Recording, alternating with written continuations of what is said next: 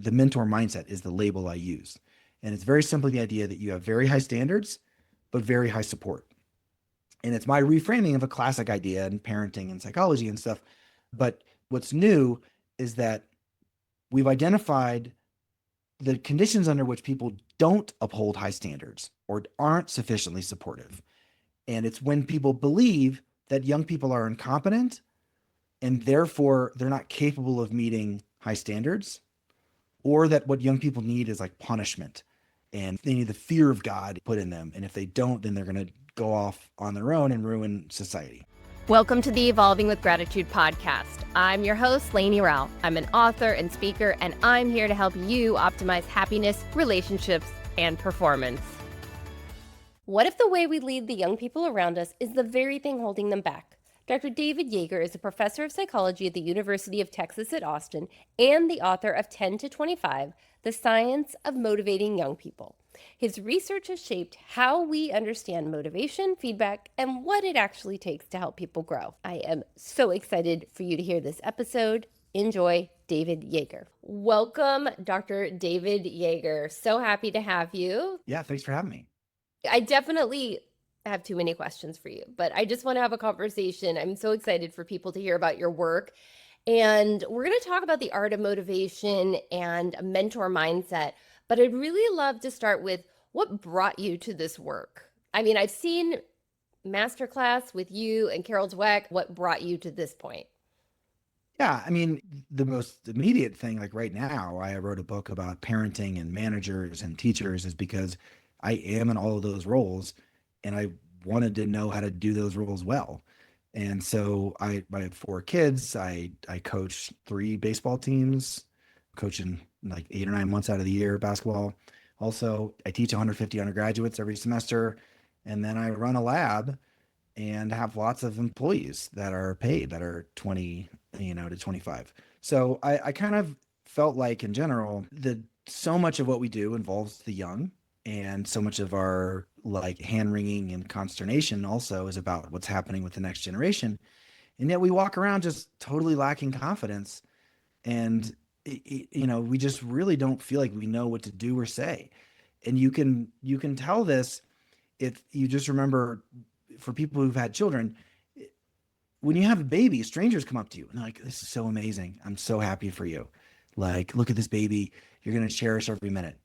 But if you walk around with a teenager, like no one says that to you. No one's like, "Remember every moment." They're like, just lock them in a closet until they're 20, And that's just weird to me. Like, why are we giving up on an entire stage of development?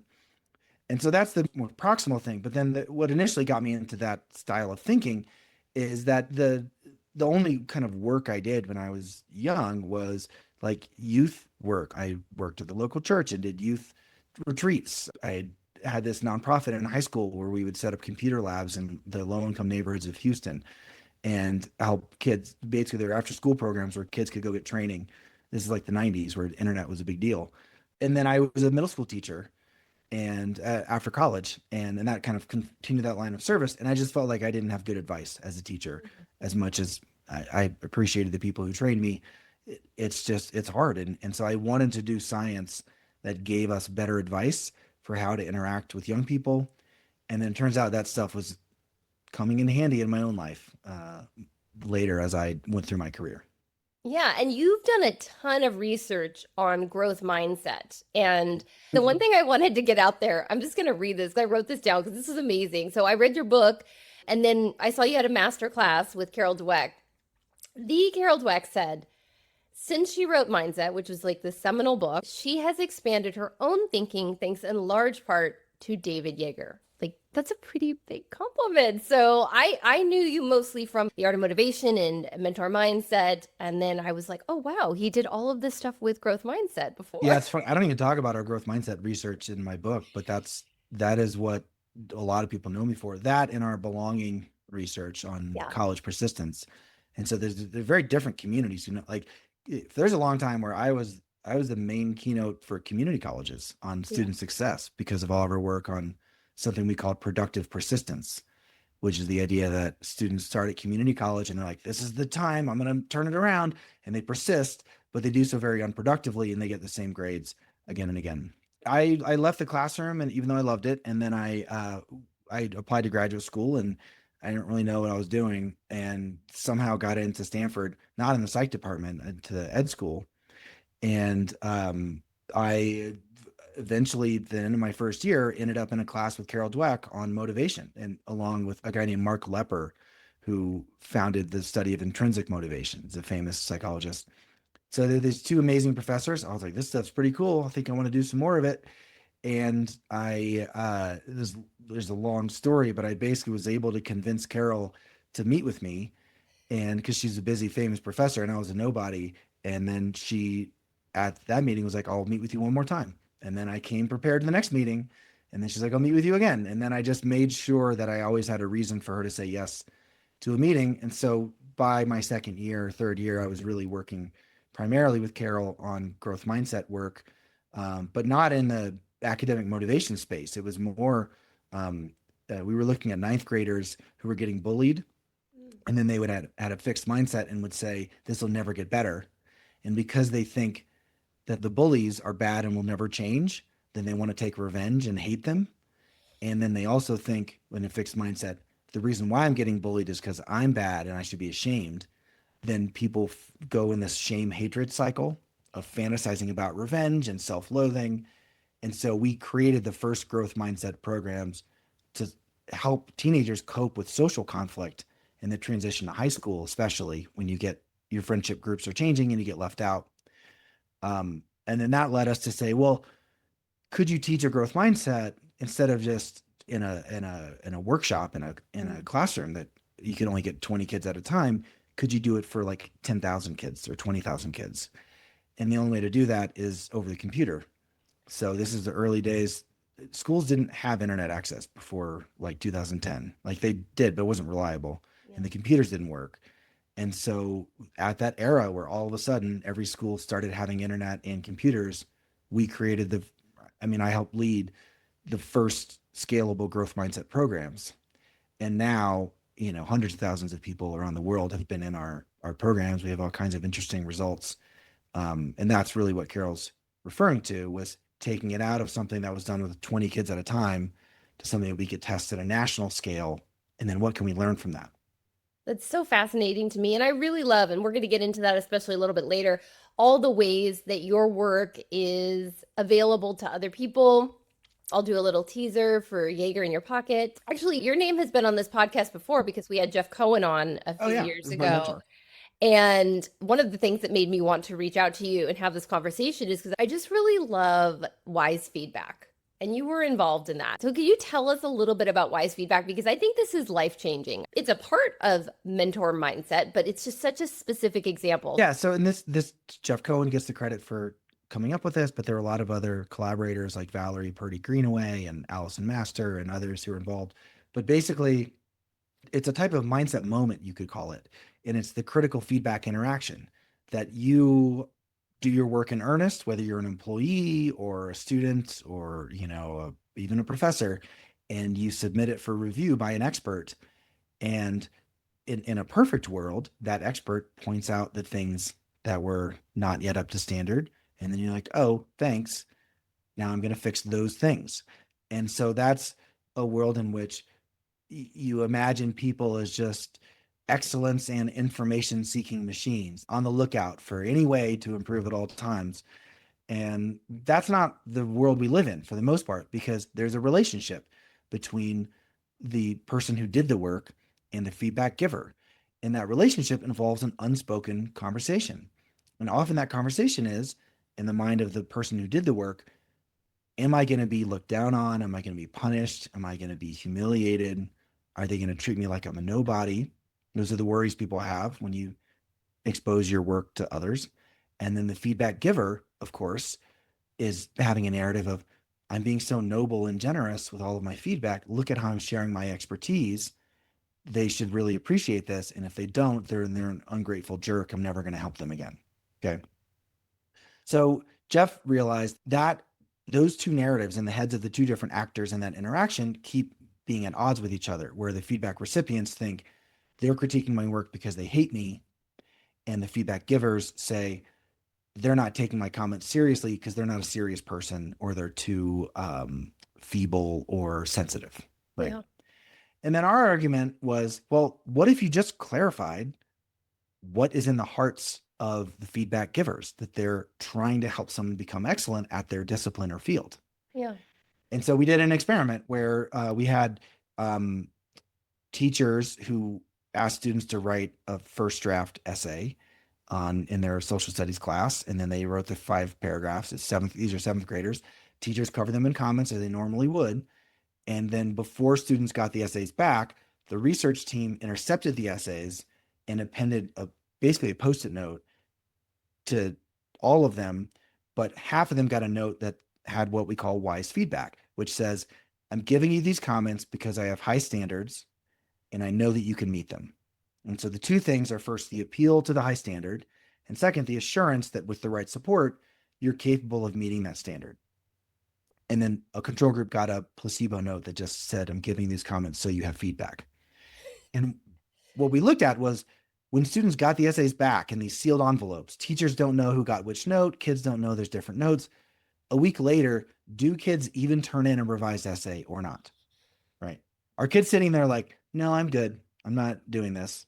Or they're like, oh, I can fix this.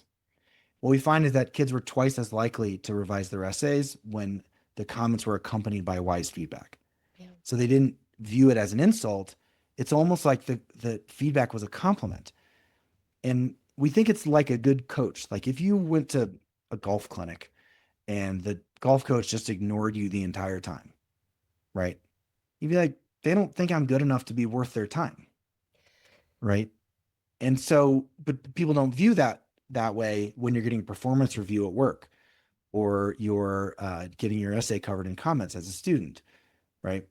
And so the experiment I led in that paper was not even with the objective note, but just, can you have students read stories from upperclassmen who say, the last time I got critical feedback, at first it felt bad, but then I realized they're treating me like a good coach would, et cetera, et cetera.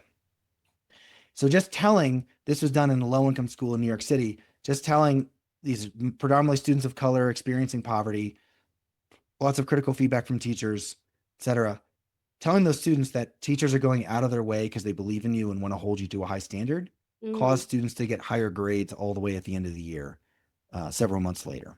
And then we wrote that up together. Yeah. So if I'm understanding correctly, it was both that the teacher specifically gave this transparency statement. I hope I'm using that correctly. We can talk more specifically. In one set of experiments. In one set, yeah. You have the teacher give the transparency statement. And by transparency, I mean they're transparently communicating what their previously unspoken intentions are.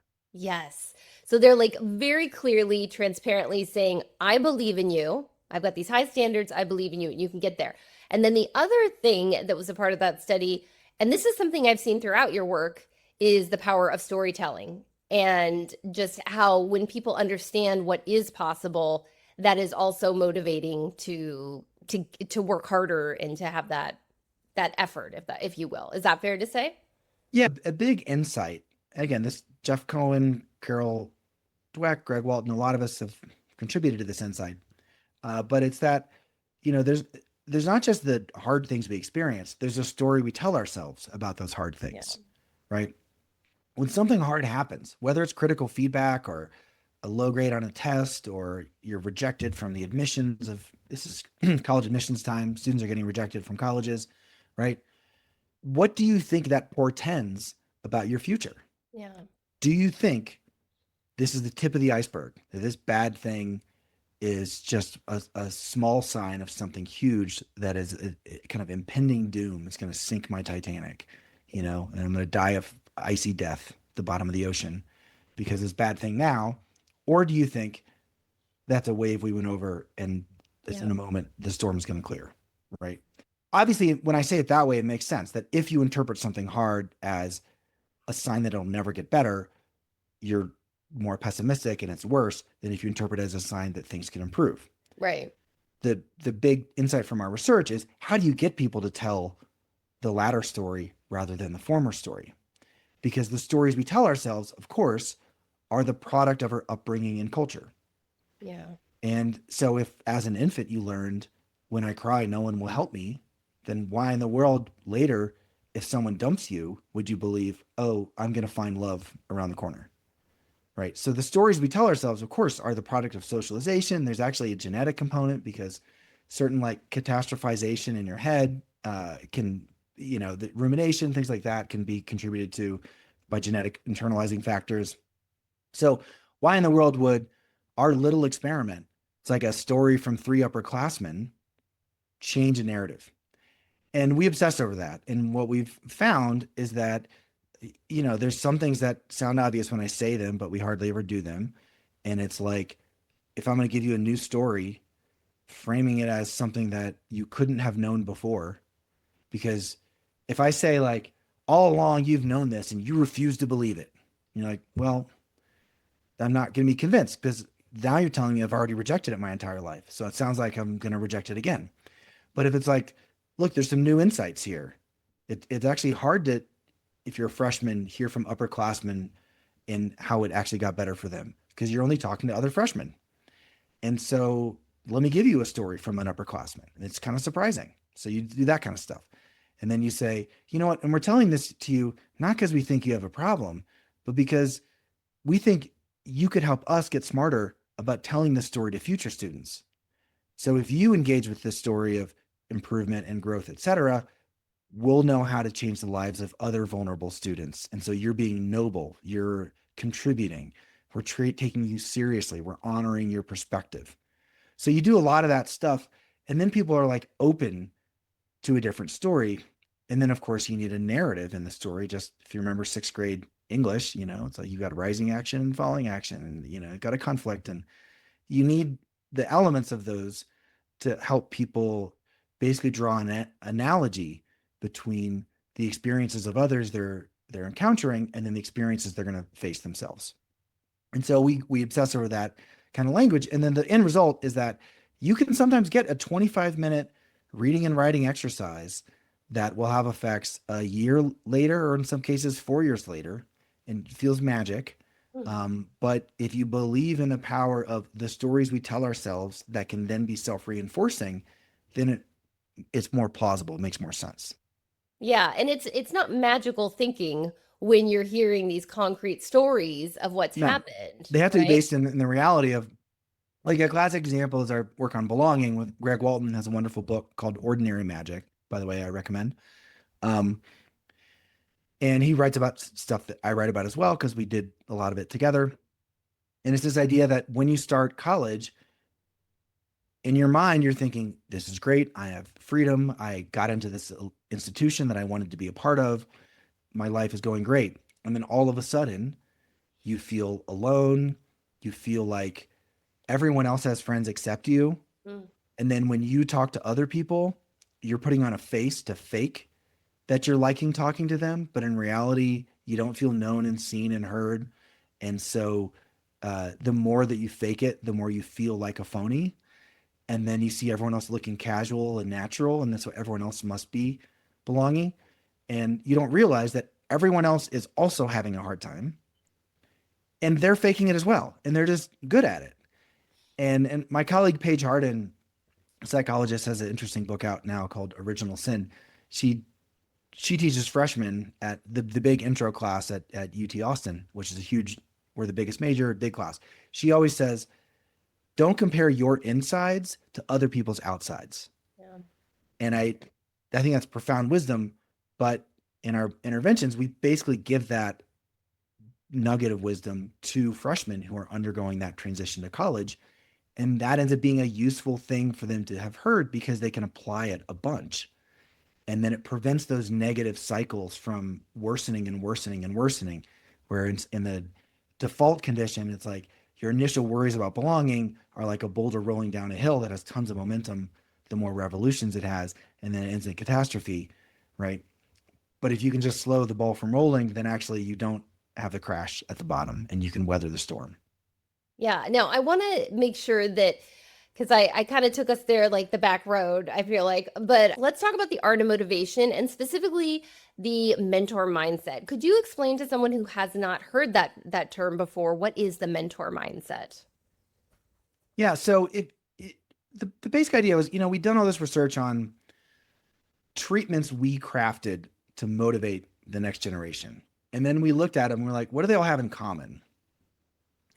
And so that was a whole set of insights I'll explain. And then we thought, well, who are the adults in young people's lives who almost naturally and consistently say the kinds of things that we said in our very highly crafted treatments, right? So we talked about wise feedback. I mean, that concept, the term is something that we coined, but like that idea is something that great mentors do all the time. So it's kind of like on the experimental side, in the laboratory research, et cetera, what did our success stories have in common that made them different from so many things that fail to motivate young people? Like, why can we talk to a kid for 25 minutes and it lasts years later, and another parent might talk to their kid for hours and the kid forgets it the second the conversation's over, right? That's weird. Mm-hmm. And then separately, who are the people who are intuitively figuring out ways of saying the stuff that we were saying in our lab studies, but they do it naturalistically all the time? And when we looked across that, the big insight is that you basically capture motivation for adolescents when you honor their need for status and respect. You take them seriously, you show them a route to having a positive reputation, to feeling like they can do hard things that matter, and that other people will perceive that accomplishment and view it as meaningful, as a contribution, as something people care about, right? And like growth mindset, even when something's hard, you're still growing, you're growing your brain, right? That basic insight is about overcoming challenge. Well, great mentors also do that, right? And the reason why they do that is that they say, basically, you can be a leader. You can do this impressive thing. It's going to be awesome. It's going to be good for your future, and you're going to feel good right now. By the way, I'm going to be impressed by you if you do this. So the feeling of status and respect is like implied in these effective approaches. And then the way I characterize a leadership style where people chronically basically harness this desire for status and respect in young people is that the mentor mindset is the label I use. And it's very simply the idea that you have very high standards, but very high support. And it's my reframing of a classic idea in parenting and psychology and stuff. But what's new is that we've identified the conditions under which people don't uphold high standards or aren't sufficiently supportive.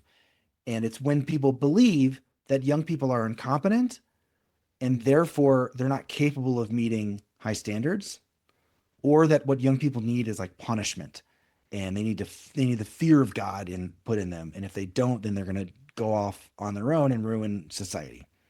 So if you have these like negative beliefs, these, what I call the neurobiological incompetence model, then you end up in mindsets where you take leadership styles with young people that disrespect them, might humiliate them, etc. But if you believe in the competence and potential of young people, then you end up with this mentor mindset, which is high standards, high support.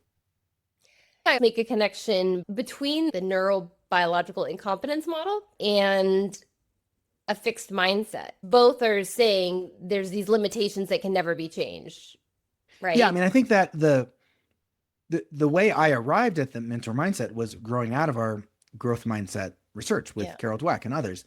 And we asked ourselves, well, who are the leaders who create the conditions for growth? Yeah. Not just who like tells kids to have a growth mindset. Like, we didn't think that was going to work. And frankly, like if you ask ChatGPT, how do you help someone have a growth mindset? It'd be like, well, classroom culture. And so then that makes you think, I'm going to go to Google Images and print out growth mindset posters. And by the way, they're mostly cats. I don't know why, like cat memes are growth mindset memes, but they are for some reason. It's like a cat reaching for a cookie jar and it's like growth mindset. I'm not kidding. And so we were like, we want to study growth mindset cultures, but the way society has processed that information has led to very trivial stuff, like what Carol Dweck calls a false growth mindset. And we learned furthermore that you could have a growth mindset, but have like an ineffective idea for how to create growth. So I might say, yeah, I believe you can learn. And the way you're going to learn is I'm going to threaten to take away everything you value and care about. and have really harsh punishment and consequences with zero tolerance. And if you do that, then you can learn calculus, right? And so that to the kid, that comes across as a very fixed mindset thing, because they're like, you're presuming that I'm not motivated, that I don't care, and that I can only be motivated by threats of punishment. And that's an insulting presumption. For the kid, it comes across as a fixed mindset thing, but the teacher might be believing they're doing growth mindset. Yeah. Another version, and we see this a lot too, is people are like, yeah, I believe every kid can grow, but they're so traumatized and stressed, they need tiny steps to move up in their confidence. And then they're going to do something pretty easy, but then I'm going to praise them for their effort, do something a little bit harder and praise them for their effort. And I'm going to boost their confidence at every point. And if you look at the mentor mindset leaders and how, and I've followed these people, like the best calculus class in America, the best high school physics teacher in Texas, et cetera, the best astrophysics PhD mentor, they are not doing tiny incremental steps. Like, they've got big projects that are super hard and that people cry when they try to do. Yeah. But their supports are so high that everyone eventually gets to that level of standard, but they're not having low standards. Right. And so with the high support, the high standards, I think high standards is like so clear, crystal clear. And I think high support is too. But my wondering is, do sometimes people struggle with, okay, and like, when do I step back so they can step up, or things like that? Because high support is not like doing everything for them, obviously. And so could we talk a little bit more about like some examples of high support that are still allowing them to work hard and improve on their own, but that high support is there too? Yeah. I mean, I what's funny is, like, I would definitely lump moral support into the concept of support. And yet there's a version that is wrong, that is only moral support. And I'm not going to do anything for you to actually meet the standard, right? Like, just saying I believe in you, but doing nothing to help you overcome a challenge is not helpful, right? That'd be like if your car broke down in the middle of the night and then you get on AAA and you're like, I'm unsafe, I need a ride home. And then AAA's response was like, I really believe that you can find a way home. Like, that would not be a good service, right? It's high and you could do natural Yeah. language analysis and Yeah. code the language. Be like, this is very emotionally supportive. It's high empathy, whatever. But like, you didn't do anything, so you're worthless. Yeah. And I think a lot of people get that wrong. They think support is just the moral support part, and then what they're really doing is failing to take any responsibility. Yeah. But they do that because they think, if I help you actually accomplish the task, then I'm babying you and I'm coddling you, and that you're never going to learn. Right. Right. Right. And so how do you know the difference between what you should do and not do? And I'll kind of tell it through an example. So I wasn't planning on talking about this, but we did a project with this startup called Mainstay that I like and have been involved with. And they worked with the state of Texas when Harrison Keller, who was the commissioner for higher ed, now he's president of North Texas, but he was doing innovative stuff. And what happens is, every single kid in Texas, when they apply to college, they don't do the Common App. They do what's called Apply Texas. Because in Texas, if there's a perfectly functional solution that works for the rest of the country, then we like to create our own and relabel it with the word Texas on it. And that's our favorite thing to do.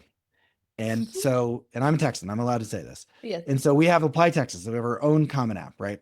But anyway, every year, like, let's call it 300,000 kids start applying to college, and they're pre-enrolled in a text message chatbot that is available 24/7 to help them with the college process, not just the application.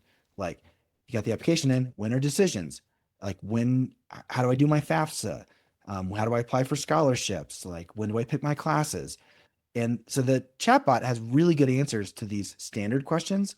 But the problem is, like, some huge proportion of the time, kids don't ask logistical questions. They ask, am I good enough for college? Or, if I go to college and leave behind my family, will they resent me the rest of my life? Or, my mom just died. She was the main reason why I was pushing myself to go to college. I no longer have motivation. I don't think it's worth it anymore. So the robot doesn't have good answers for that. And so it goes to like a college student or a recent college grad who then there's 10 kids are sitting there replying to thousands of text messages every night. Okay. Wow. So as a part of a consulting project with NDAs and everything, I got all of the queries and all the answers. And the question is, what's a good and bad answer to a person in crisis? Yeah. Okay. Now the like enforcer approach is be like, you're going to college, you're an adult, you got to figure it out. Yeah. Like, stop whining, stop complaining, suck it up and get your act together, or else you don't care about your future. Right. The protector is, I'm so sorry you're so distressed. You sound really overwhelmed. Like, I think you should just don't think about this for a while, go for a walk, take a bubble bath, like drink some chamomile tea, and after some yoga, then we'll talk about it. Right. And those are not good answers. Also, not a good answer is be like, sounds like you're in crisis. Here's the crisis line. Go get in touch with 911. Yeah. Right. And like a really high proportion of answers were like that. And that's not, the person like barely mustered the courage to text this chatbot. They don't want to be given homework, basically. Yeah. So I was like, all right, well, how should a great mentor mindset person reply in that scenario? And so I had this guy, Sergio Estrada, who's one of the exemplars that I follow in my book. And he's a fabulous high school physics teacher at a super low income school in El Paso, Texas. And so every year he's got kids who are first in their family to go to college, maybe immigrant families applying to college, unsure of what's going to happen. So they're asking the same questions that the text message people are seeing. So I was like, Sergio, what would you say? And he doesn't do anything like those examples. He's like, all right, well, you know why you're stressed? The reason why you're stressed is because we put so much pressure on college. And we basically say where you get in determines whether you're a valuable person. And that's ridiculous because you have so much worth and value as a person. And the snapshot of what you're capable of doing at 17 and 1/4 of a years old that does not determine your entire potential as a person who are going to live the next 80 years. So, et cetera, stressful for a reason. Now, then he'll be like, tell me what you've already tried. So if they're doing FAFSA, presumably that is thought of something, right? Yeah. Adults never do that. Adults are like, okay, I see the problem. Here's what you need to do this and that, and let me know how it goes. Yeah. Like we're quick to diagnose. We jump in to fix the problem if we care. If we don't care, we're like, you should have already known this because I told you 9 times. So you need to go handle your stuff before I talk to you. Sergio doesn't do that. He's like, what did you already try? And that's good because if I provide advice to a teenager and I tell them to do something they've already tried, that's so insulting. They'd be like, hey, kid, your girlfriend just broke up with you. And you're like, did you try being nice to her? You're like, that's the most insulting piece of advice ever. Yeah. Even if you're right, the kid was mean to his girlfriend, So anyway, what have you already tried? And then they troubleshoot together. And he's like, all right, I think what we need to do is this next step. Your counselor needs to handle that. I'm going to walk with you to the counseling office and make sure that they don't put you in a long line where you never get what you need. Make sure that you get over this bureaucratic hurdle and you submit this thing.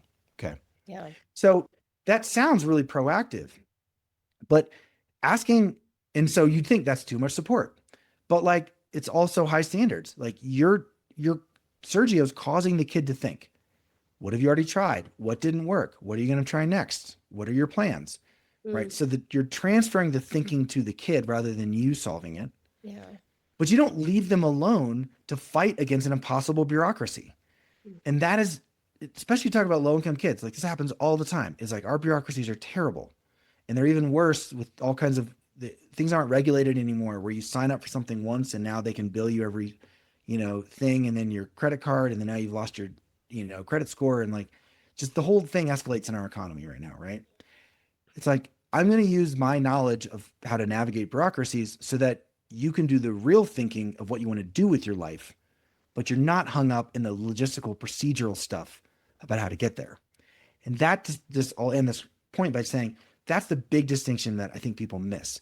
Like a high school physics teacher might say, I have high standards, therefore you need to read the syllabus on your own. You need to look at what assignments are due on your own. If you miss them, you get a 0, and that's on you. And it's like, that's the logistics of the class. That's not force and momentum. Your Mhm. high standards should be, do you understand centripetal force?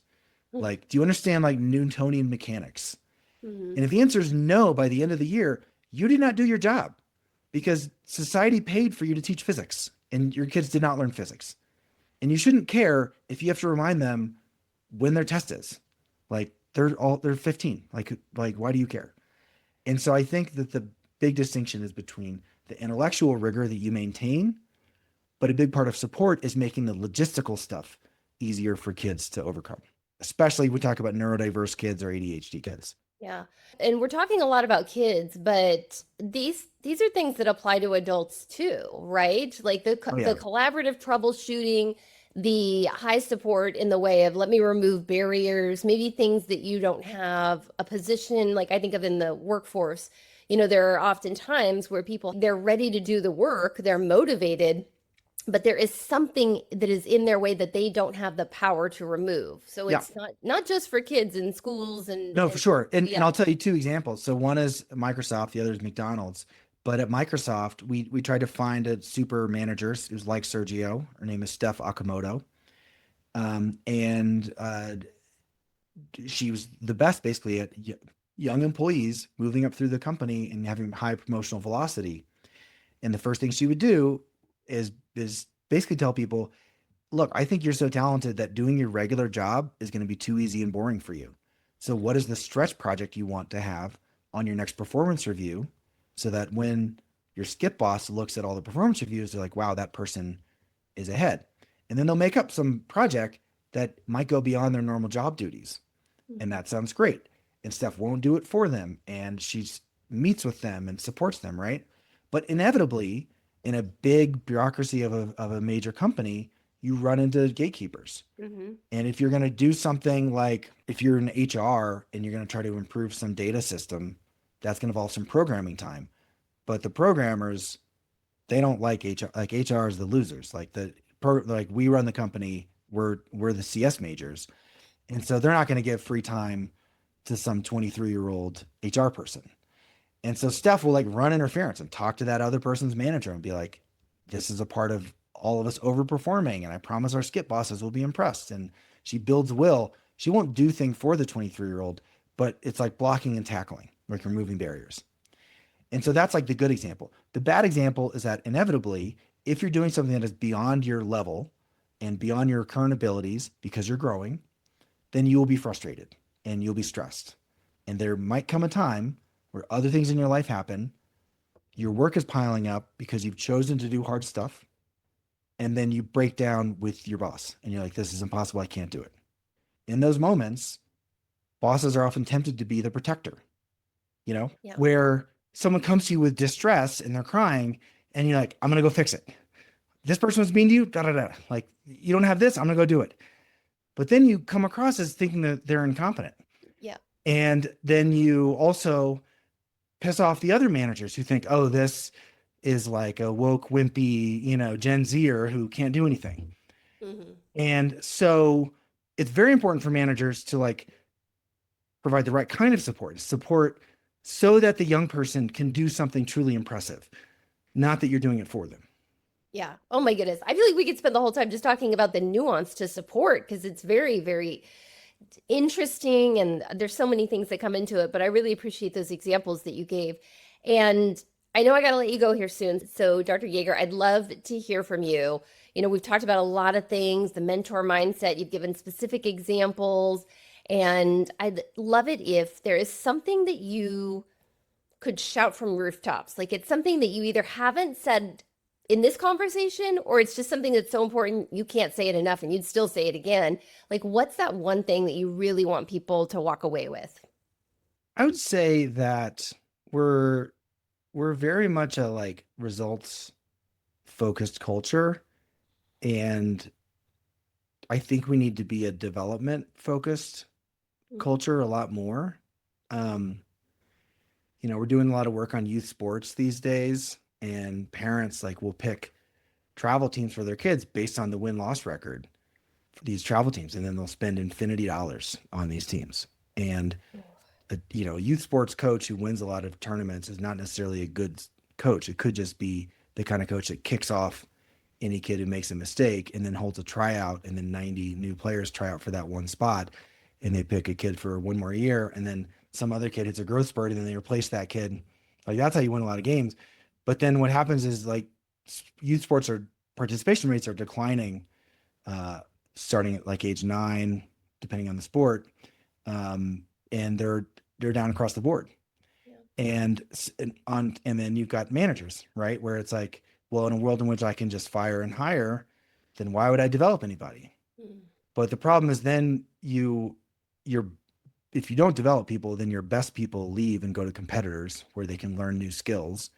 And then you pay a lot of money to retain mediocre people or to steal other companies' mediocre people. So it costs you like 3x to have that kind of approach. And like the best way to like cost effectively have excellence is to develop talent. Yeah. And that's true in the professoriate. If you look at, I mean, Harvard and Stanford can like just buy everyone. They're like, can be like the Yankees, but like most good universities with great departments hire great assistant professors and develop them into stars, by associate and full. And, so like, I just think we have the wrong philosophy in so many levels, whether it's school, formal schooling, extracurriculars, university, workplace. And we are so quick to like sort and rank. We should be developing. And that's a version of the mentor mindset is like, if you're committed to development and the mentor mindset, people are going to screw up when you ask them to do hard things that are beyond their abilities. And then the question is, what are you doing to help people learn from those screw ups or avoid them more in the future? Right. And I kind of wish we had that philosophy.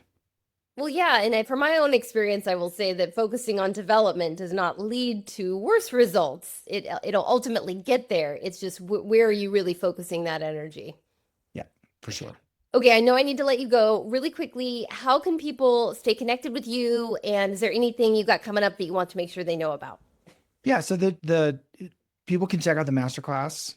The masterclass would love for me to tell you that. The Simon Schuster would love for me to tell you about my book. They can be purchased wherever books are sold, mostly on the internet. 10 to 25, The Science of Motivating Young People. But I would say that the new things we're working on, where if people are interested, I'd love to hear from them, are one, we're creating tools to coach people on mentor mindset language. So our first client is owners and operators at fast food chains. And so we're in 30 stores in West Virginia at a major, popular fast food chain. And so managers have problems with their Gen Z employees where employees might come in a little late, or they go hide in the bathroom on their phones, or they forget to refill the milkshake machine, or they wear jewelry when they're frying burgers and they shouldn't. And managers typically just go yell, tell, and groan-splain everything to them. And then people quit, and the turnover rate is absurd. It's 150% per year turnover in McDonald's for crew. And we're trying to reduce that by, before a manager goes and yells at somebody, they ask the Yeager in Your Pocket app, what should I say? And then it'll say things like, ask them why they're using the restroom so much when they arrive. And then in brackets, it says, wait for answer. And this is shocking to people. And then it turns out they'll say stuff like, I have diabetes and I have to go to the bathroom a lot. That's a really example, And you're like, oh, wow, I would have been a jerk if I yelled at you for having diabetes, Yeah. So that's kind of where it's that. And then we're applying that to teachers as well. So we have a program where we're training mainly 6th to 9th grade math teachers, but it's expanding to create a culture of mentor mindset. I love it. Can anyone get Yeager in Your Pocket? Is that available? Is it right now we're selling to corporate clients. Okay. And so we're trying to, I'd love to be in Applebee's and Chili's and Chick-fil-A and Taco Bell. And we're seeing, depending on the analysis, like 20 to 30% reduction in turnover. So, for 30 stores, it's going to save over $1 million a year in the cost of rehiring people. So if people are interested, they could reach out to me. But then the teacher stuff is available. It's called Fuse, Fuse, and Fellowship Using the Science of Engagement. and that's run out of the University of Texas. And we're always looking for partnerships on that. I love it. Okay, I'm going to put a bunch of links in the show notes so people can stay connected to you, obviously in the article as well. Dr. Yeager, thank you so much for your time, and I hope to stay connected with you as well. All right. Thanks for talking. See you soon. Take care. If you're grateful for this episode, please be sure to subscribe today. And if you're feeling really thankful, please submit a review and share with others so they know the value. One last thing, please connect on social media using the hashtag evolvingwithgratitude to share your gratitude stories.